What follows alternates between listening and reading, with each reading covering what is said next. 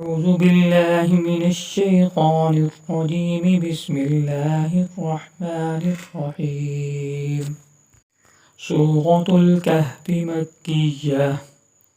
بسم الله الرحمن الرحيم. الحمد لله الذي أنزل على عبده الكتاب ولم يجعل له عوجا قيما لينذر بأسا شديدا من لدنه ويبشر المؤمنين الذين يعملون الصالحات أن لهم أجرا حسنا ماكثين فيها أبدا وينذر الذين قالوا اتخذ الله ولدا ما لهم به من علم ولا لآبائهم كبرت كلمة تخرج من أفواههم إن يقولون إلا كذبا فلعلك باخع نفسك على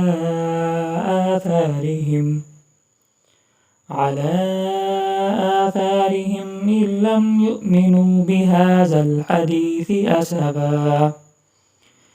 إنا جعلنا ما على الأرض زينة لها لنبلوهم أيهم أحسن عملا وإنا لجاعلون ما عليها صعيدا جرزا أم حسبت أن أصحاب الكهف والرقيم كانوا من آياتنا عجبا إذ أوى الفتية إلى الكهف فقالوا ربنا آتنا من لدنك رحمة وهيئ لنا من أمرنا رشدا فضربنا على آذانهم في الكهف سنين عددا ثم بعثناهم لنعلم أي الحزبين أحصى لما لبثوا أمدا نحن نقص عليك نباهم بالحق إنهم فتية آمنوا بربهم وزدناهم هدى وربطنا على قلوبهم إذ قاموا فقالوا ربنا رب السماوات والأرض لن ندعو من دونه إلها لقد قلنا إذا شططا هؤلاء قومنا اتخذوا من دونه آلهة لولا يأتون عليهم بسلطان بين فمن أظلم ممن افترى على الله كذبا وإذ اعتزلتموهم وما يعبدون إلا الله فأووا إلى الكهف ينشر لكم ربكم من رحمته ويهيئ لكم من أمركم مرفقا وترى الشمس إذا طلعت تزاور عن كهفهم ذات اليمين وإذا غربت تقرضهم ذات الشمال وهم في فجوة منه ذلك من آيات الله من يهد الله فهو المهتد ومن يضلل فلا تجد له وليا مرشدا وتحسبهم أيقاظا وهم رقود ونقلبهم ذات اليمين وذات الشمال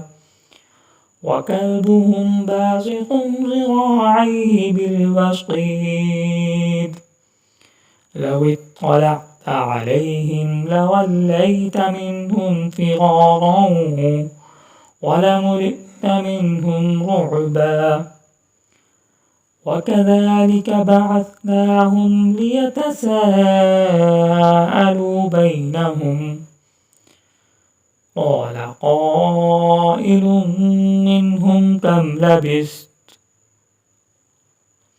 كم لبثتم قالوا لبثنا يوما أو بعض يوم قالوا ربكم أعلم بما لبثتم فابعثوا أحدكم بورقكم هذه إلى المدينة فلينظر أيها أزكى طعاما فليأتكم برزق منه وليتلطف ولا يشعرن بكم أحدا إنهم إن يظهروا عليكم يرجموكم أو يعيدوكم في ملتهم ولا تفلحوا إذا أبدا وكذلك أعثرنا عليهم ليعلموا أن وعد الله حق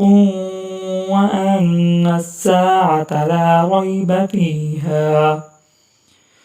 إذ يتنازعون بينهم أمرهم فقالوا ابنوا عليهم بنيانا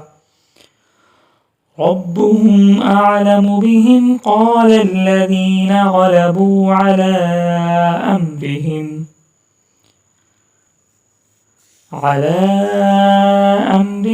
لنتخذن عليهم مسجدا سيقولون ثلاثة رابعهم كلبهم ويقولون خمسة سادسهم كلبهم رجما بالغيب ويقولون سبعة وثامنهم كلبهم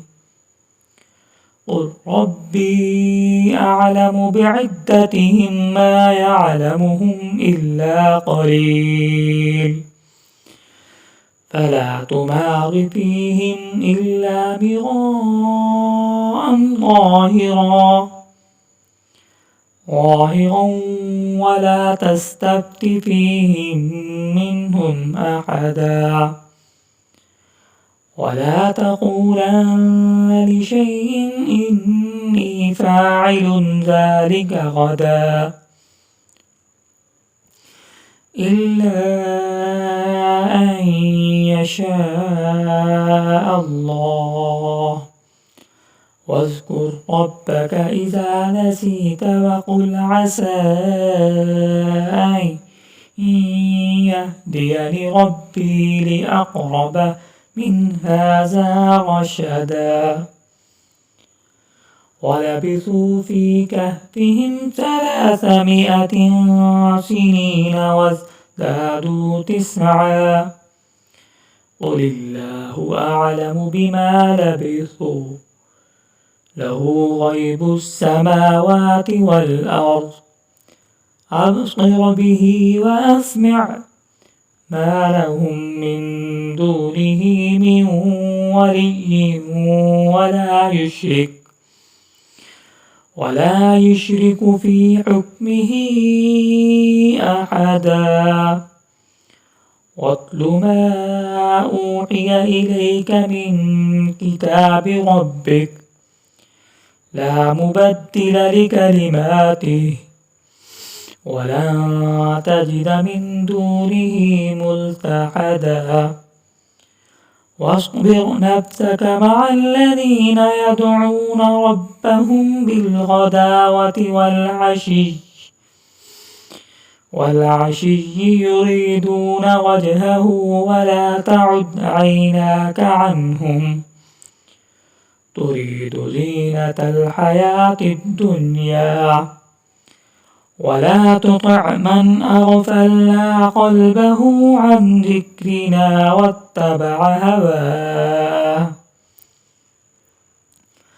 واتبع هواه وكان أمره فرطا وقل الحق من ربكم فمن شاء فليؤمن ومن شاء فليكفر إنا أعتدنا للظالمين نارا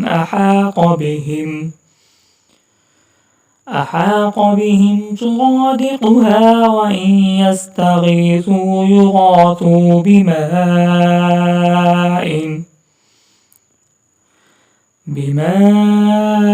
كالمهل يشفي الوجوه بئس الشراب وساءت مرتفقا إن الذين آمنوا وعملوا الصالحات إنا لا نضيع أجر من أحسن عملا أولئك لهم جنات عدن تجري من تحتهم الأنهار يحلون فيها من أساور من ذهب ويلبسون ثيابا خضرا من سندس واستبرق متكئين فيها على الأرائك نعم الثواب وحسنت مرتفقا واضرب لهم مثل الرجلين جعلنا لأحدهما جنتين من أعناب وحففناهما بنخل وجعلنا بينهما زرعا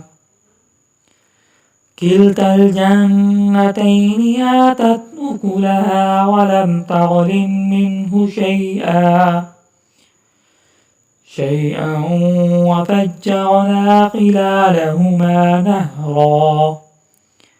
وكان له ثمر فقال لصاحبه وهو يحاوره أنا أكثر منك مالا وأعز نفرا ودخل جنته وهو ظالم لنفسه قال ما أظن أن تبيد هذه أبدا وما أظن الساعة قائمة ولئن رددت إلى ربي لأجدن خيرا منها منقلبا قال له صاحبه وهو يحاوره أكفرت بالذي خلقك من تراب ثم من نطفة ثم سواك رجلا لكن هو الله ربي ولا أشرك بربي أحدا ولولا إذ دخلت جنتك قلت ما شاء الله لا قوة إلا بالله إن ترني أنا كل منك مالا وولدا فعسى ربي أن يؤتيني خيرا من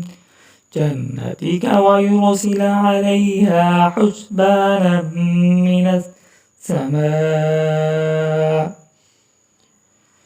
من السماء فتصبح قعيدا غلقا أو يصبح ماؤها غورا فلن تستطيع له طلبا وأحيط بقمره فأصبح يقلب كفيه على ما أنفق فيها وهي خاوية على عروشها ويقول يا ليتني لم أشرك بربي أحدا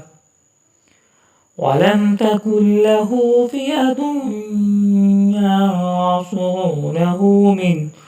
دون الله وما كان منتصرا هنالك الولاية لله الحق هو خير ثوابا وخير عقبا واضرب لهم مثل الحياة الدنيا كماء أنزلناه من السماء فاختلط به نبأت الأرض فأصبح حشيما تذروه الرياح وكان الله على كل شيء مقتدرا المال والبنون زينة الحياة الدنيا والباقيات الصالحات خير عند ربك ثوابا وخير أملا ويوم نسير الجبال وترى الأرض بارغة وحشرناهم فلم نغادر منهم أحدا وعرضوا على ربك صفا لقد جئتمونا كما خلقناكم أول مرة بل زعمتم أن لن نجعل لكم موعدا ووضع الكتاب فترى المجرمين مشفقين مما فيه ويقولون يا ويلتنا ما لهذا الكتاب لا يغادر صغيرة ولا كبيرة إلا أحصاها ووجدوا ما عملوا حاضرا ولا يظلم ربك أحدا وإذ قلنا للملائكة اسجدوا لآدم فسجدوا إلا إبليس كان من الجن ففسق عن أمر ربه أفتتخذونه وذريته أولياء من دوني وهم لكم عدو بئس للظالمين بدلا ما أشهدتهم خلق السماوات والأرض ولا خلق أنفسهم وما كنت متخذ المضلين عضدا ويوم يقول نادوا شركائي الذين زعمتم فدعوهم فلم يستجيبوا لهم وجعلنا بينهم موبقا ورأى المجرمون النار فظنوا أنهم مواقعوها ولم يجدوا عنها مصرفا ولقد صرفنا في هذا القرآن للناس من كل مثل وكان الإنسان أكثر شيء جدلا وما منع الناس أن يؤمنوا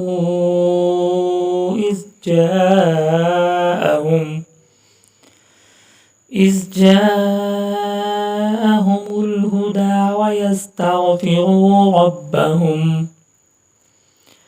إلا أن تأتيهم سنة الأولين أو يأتيهم العذاب قبلا وما نرسل المرسلين إلا مبشرين ومنذرين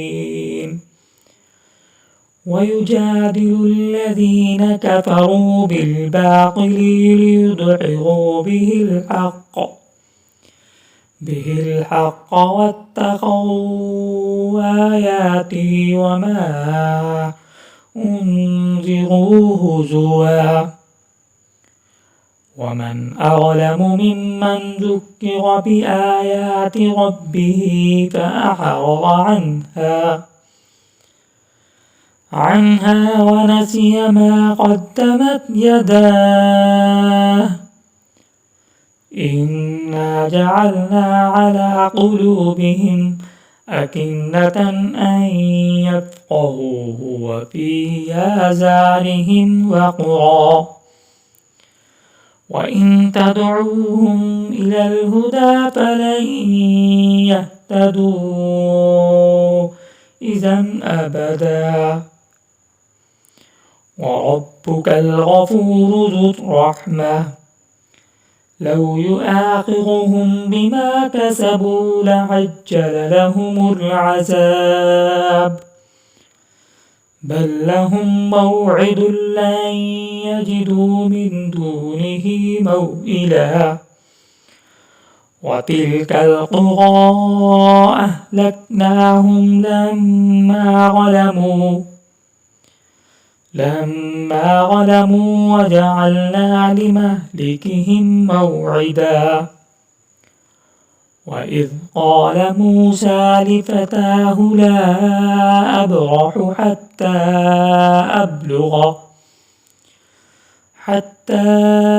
أبلغ مجمع البحرين أو أمضي حقبا فلما بلغا مجمع بينهما نسيا حوتهما فاتخذ سبيله في البحر سربا فلما جاوزا قال لفتاه آتنا غداءنا لقد لقينا من سفرنا هذا نصبا قال أرأيت إذ أوينا إلى الصخرة فإني نسيت الحوت وما أنسانيه إلا الشيطان أن أذكره واتخذ سبيله في البحر عجبا قال ذلك ما كنا نبغي فارتد على آثارهما قصصا فوجد عبدا من عبادنا آتيناه رحمة من عندنا من عندنا وعلمناه من لدنا علما. قال له موسى هل أتبعك على أن تعلمني مما علمت رشدا. قال إنك لن تستطيع معي صبرا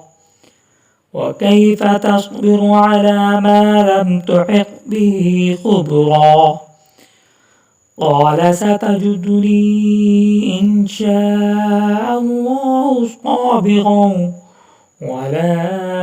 أعصي لك أمرا. قال فإن اتبعتني فلا تسألني عن شيء حتى أحدث لك منه ذكرا. فانطلقا حتى إذا ركبا في السفينة خرقها. قال أخرقتها لتغرق أهلها لقد جئت شيئا إمرا. قال ألم أقل إنك لن تستطيع معي صبرا. قال لا تؤاخذني بما نسيت ولا ترهقني من أمري عسرا.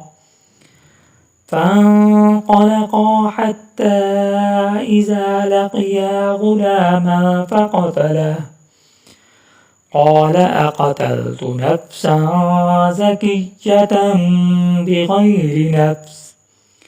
لقد جئت شيئا نكرا. قال ألم أقل لك إنك لن تستطيع معي صبرا. قال إن سألتك عن شيء بعدها فلا تصاحبني قد بلغت من لدني عذرا. فانطلقا حتى إذا أتيا أهل قرية استطعما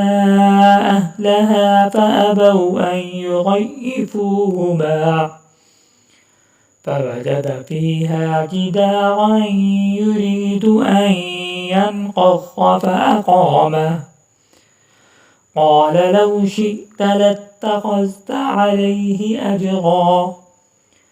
قال هذا فراق بيني وبينك سأنبئك بتأويل ما لم تستطع عليه صبرا. أما السفينة فكانت لمساكين يعملون في البحر فأردت أن أعيبها وكان وراءهم ملك يأخذ كل سفينة غصبا. وأما الغلام فكان أبواه مؤمنين فخشينا أن يرهقهما طغيانا وكفرا. فأردنا أن يبدلهما ربهما خيرا منه زكاة وأقرب رحما. وأما الجدار فكان لغلامين يتيمين في المدينة وكان تحته كنز لهما وكان أبوهما صالحا. فأراد ربك أن يبلغا أشدهما ويستخرجا كنزهما رحمة من ربك وما فعلته عن أمري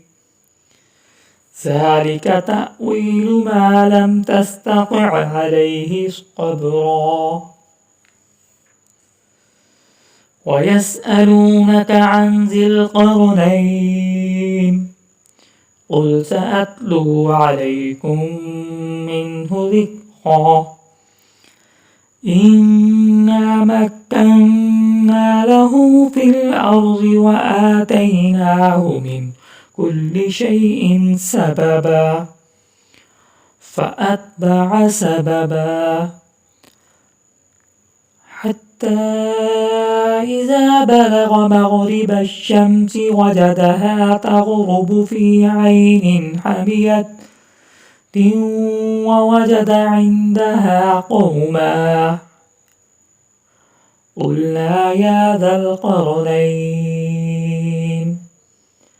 إما أن تعذب وإما